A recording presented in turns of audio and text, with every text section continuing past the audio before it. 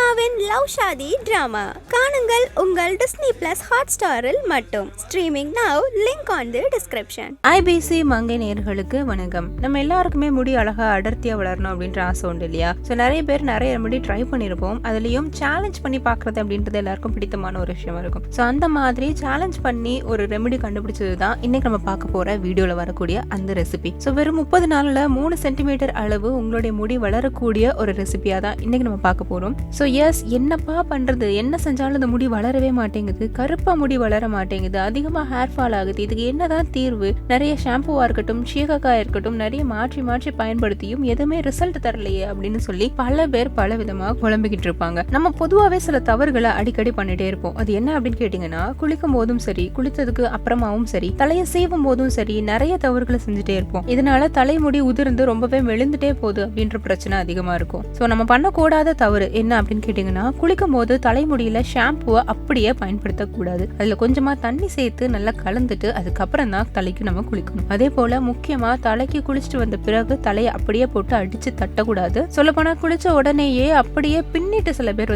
போயிடுவாங்க. அது மிகப்பெரிய தவறு. நல்லாவே முடி காஞ்சதுக்கு அப்புறமா தான் நம்ம தலைமுடியை சீவுறது எல்லாமே பண்ணணும். சரி, இந்த மாதிரியான விஷயங்கள் எல்லாம் நான் ஃபாலோ பண்றேன். ஆனாலும் எனக்கு ரெசிபின்னு ஒண்ணு வேணும், இதுக்கு ஒரு தீர்வே இல்லையா அப்படின்னு கேட்டீங்கன்னா, கண்டிப்பா இப்ப நம்ம அந்த ரெசிபியை பார்க்கலாம். முதல் நாள் இரவே தண்ணியில ஒரு 4 டேபிள் ஸ்பூன் உளுந்த ஊற வச்சிடுங்க. வெறும் தண்ணியில கூட நீங்க அதை ஊற வைக்கலாம், அல்லது கஞ்சி தண்ணி, சாதம் வடிச்ச தண்ணின்னு சொல்லுவாங்க இல்லையா, அது இருந்ததுன்னா ரொம்ப ரொம்ப நல்லது. உளுந்து அப்படின்றதுல நிறைய சத்துக்கள் இருக்கு. அதுல மெக்னீசியம், புரோட்டீன், அது மட்டும் இல்லாம ஹேருக்கு தேவையான எல்லா நன்மைகளும் அதுல இருக்கு அப்படின்னு சொல்லலாம். இது ஒரு ஹேர் பேக் மாதிரி கூட நம்ம பயன்படுத்தலாம். ஸோ தலைமுடிக்கு நல்ல சத்துக்களை தரக்கூடிய ஒரு ஹேர் பேக்கா கண்டிப்பா இது அமையும். தலைமுடியை நல்லா வலிமையாகவும் ஆக்கும். ஸோ ஊற வச்ச இந்த உளுந்தை நம்ம மிக்சியில போட்டு நல்லா அரைச்சு எடுத்துக்கணும். அது கூட தேங்காய் பால் ஆட் பண்ணிக்கணும். தேங்காயை நல்லா துருவி எடுத்து அரைச்சி நீங்க பாலா எடுத்துக்கலாம். இது கூட என்ன பண்ண போறோம்னா, 1 டேபிள் ஸ்பூன் விளக்கெண்ணெயை ஆட் பண்ண போறோம். இந்த மூணுத்தையும் நல்லா கலந்துட்டு அது அப்படியே ஒரு ஹேர் பேக்கா உங்களுடைய ஹேர் முழுவதும் அப்ளை பண்ணிட்டு அப்படியே வச்சிருங்க. முக்கியமா எப்பவுமே நான் சொல்றது மாதிரி ஹேர் பேக் போடுறதுக்கு முன்னாடி தலையில கொஞ்சம் எண்ணெய் வச்சுக்கோங்க. ஸோ அந்த ஹேர் பேக்கை நீங்க அப்ளை பண்ணும்போது வேர்ல இருந்து நுனி வரைக்கும் ஃபுல்லா நல்லா அப்ளை பண்ணி எடுத்துக்கோங்க. எடுத்து முடிச்சுட்டு அப்படியே ஒரு கொண்டை போட்டு ஒரு 30 மினிட்ஸ் விட்டுடுங்க. விட்டதுக்கு அப்புறமா நீங்க ஷாம்பு அல்லது சீகக்காய் போட்டு நல்லா குளிச்சிடுங்க.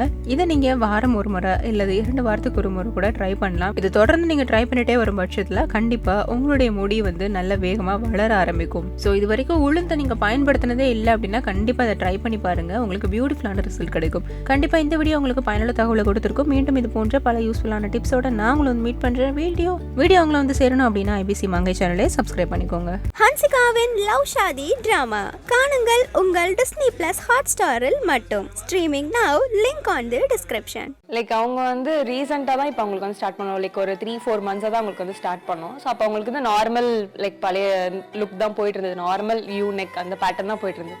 இப்போ அவங்க கலெக்டராக வரப்போ அந்த கலெக்டருக்கு ஒரு காலர் பிளவுஸ் வேணும்.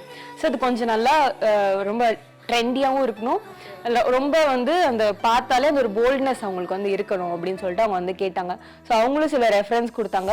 இதில் நீங்கள் ஏதாவது ஒர்க் பண்ணுங்க அப்படின்னாங்க. சரி, ஓகே. அந்த காலர் ப்ளவுஸுமே ரொம்ப யூஸ்வலாக இருக்கக்கூடாது, ரெண்டுமே டிஃப்ரெண்ட்டாக இருக்கணும் அப்படின்னு சொல்லிட்டு நாங்கள் 2 பேட்டர்ன் பண்ணிட்டு இருக்கோம். ஒன்று ஷர்ட் காலர், ஒன்று சைனீஸ் காலர். ஸோ அதுலேயுமே ஸ்லீவ்ஸ் ரொம்ப நார்மலாக இருந்துருக்கூடாது. நான் எப்போதுமே என்னோட த்ரோட் ஜேர்னி என்னோட காஸ்டியூம் டிசைனிங்கில் நான் டிசைன் பண்ணாலே அதில் ஸ்லீவில் ரொம்ப ஒரு யூனிக் ஒன்று இருக்கும்.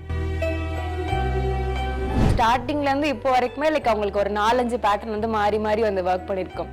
ஸோ எல்லாமே அவங்க இது வரைக்கும் எனக்கு ரிட்டன் லைக் ஆல்ட்ரேஷன் கொடுத்ததே இல்லை. ஆனால் அவங்க ரொம்ப ரொம்ப ஹாப்பி எப்போதுமே. அதுவும் அவங்களுக்கு நான் பஃப் ஸ்லீவ் இதான் ஃபங்க்ஷன் டைமில் தான் பஃப் ஸ்லீவ் அவங்களுக்கு வைப்போம். மற்றபடி நார்மலாக இப்படி வச்சுட்டு இங்கே மட்டும் பஃப் அந்த மாதிரிலாம் வச்சுருக்கோம். எனக்கு நார்மல் பஃப் வச்சா நான் குண்டா இருக்க மாதிரி தெரியும். பட் எனக்கு பஃப் வேணும். பட் எனக்கு கொஞ்சம் மாறி மாடர்னா வேணுன்றப்போ லைக் நாங்கள் இங்கே டாப் பஃப் கொடுப்போம். ஸோ அப்போ இவள் நந்தினியுமே அந்த மாதிரி தான் கேட்டாங்க. அண்ட் அதிகமாக அந்த பஃப் வச்சிருக்க வைஷாலி தனிகனுக்கு அந்த பஃப் நாங்கள் அதிகமாக வச்சிருக்கோம். எது பண்ணாலும் பெஸ்ட்டாக தான் இருக்கும். நீ பண்ணு, நான் ஃபுல்லாக உங்ககிட்டே விட்டுடுறன்ற மாதிரி. ஸோ நான் சொன்னால் உங்களுக்கு ஒரு மேக்ஸி மாதிரி ஒன்று பண்ணலான் இருக்கேன். But it's not a maxi, it's A-லைன் மாதிரி ஒன்று பண்ணலான் இருக்கேன் அப்படின்னா ஓகே. அப்போ நாங்கள் என்ன பேட்டர்ன் வேணும் உங்களுக்கு ஏதாவது பேட்டர்ன் ரெஃபரன்ஸ் அனுப்போம். நீங்கள் செலக்ட் பண்ணிட்டீங்களா? வேணாம். மெட்டீரியல் ஆப்ஷன் கொடுக்குவா? வேணாம். என்ன பண்ணிட்டோம், நீ ஏன் பண்ணிடு. வந்து எனக்கு ரொம்ப ஆசை வந்து ஆலியா மனசாக்கு வந்து ட்ரெஸ் பண்ணணும் அப்படின்னு சொல்லிட்டு நான் வந்து ஒரு டைம் உங்களுக்கு வந்து மெசேஜ் பண்ணினேன், அந்த மாதிரி நான் வந்து உங்களை சீரியல் ப்ளவுசஸ்லாம் வந்து பார்க்குறேன். பட் நான் சொன்னேன் எனக்கு பர்சனலாக அந்த ஃபிட்டிங் பிடிக்கல. நான் ஃப்ராங்காகவே அவங்கள்ட்ட சொல்கிறேன், எனக்கு பர்சனலாக ஃபிட்டிங் பிடிக்கல. எனக்கு பிடிச்ச ஒரு ஆர்டிஸ்டோட சீரியல்ல அவங்கள பார்க்குறப்ப அவங்களுக்கு ரொம்ப இங்கெல்லாம் இறங்கியிருக்கும். ஓகே, எனக்கு வந்து நான் ஒரு டிசைனராக இருக்கேன், நான் ஒரு பொட்டிக் வச்சுருக்கேன், நான் ஏன் உங்களுக்கு தச்சு கொடுக்க கூடாது, நீங்கள் எனக்கு மெட்டீரியல் அனுப்புங்கன்னு சொல்லி ரொம்ப உரிமையாக நான் கேட்டேன். ஓகே, அவங்க வந்துட்டு கூட அவங்க கண்ணிலே காட்டல. ஓகே, ட்ரெஸ் முடிச்சுட்டு அவங்களுக்கு நான் டான்ஸோ தான் பண்ணேன். அவங்க வீட்டுக்கு போயிட்டு அவங்க ஓபன் பண்ணதுக்கு பார்த்துக்கும் ரொம்ப சந்தோஷம் அவங்களுக்கு. ஆல்ட்ரேஷன் கூட அவங்க அனுப்பல ரிட்டன். நான் இது வரைக்குமே என்னோட பெரிய பிளஸ் வந்து யாருமே எனக்கு ஆல்ட்ரேஷனுக்கு அமிச்சதே இல்லை. எனக்கு வந்து என்ன ஃபரினா அப்பதான் வந்து குழந்தை பிறந்ததுக்கு அப்புறம் வந்து இழைச்சு நல்ல ஒரு கம்பேக் வந்து கொடுத்துருந்தாங்க. எனக்கு வந்து ரொம்ப ஆசையா இருந்தது அவங்களுக்கு வந்து ஒர்க் பண்ணணும் அப்படின்ட்டு. அவங்களுக்கு இதே மாதிரி தான் நான் வந்து மெசேஜ் பண்ணி வந்து கேட்டேன். அவங்க உடனே சரி நீ வா தங்கம் செட்டுக்கு வந்துரு அப்படின்னா. சரி ஓகே மெஷர்மெண்ட்ஸ் எடுக்க செட்டுக்கு போனா அவங்க வந்துட்டு பயங்கர ஸ்வீட், நீ உட்காரு நீ சாப்பிடுன்னு பக்கத்துல உட்காந்து எனக்கு ஊட்டி விட்டு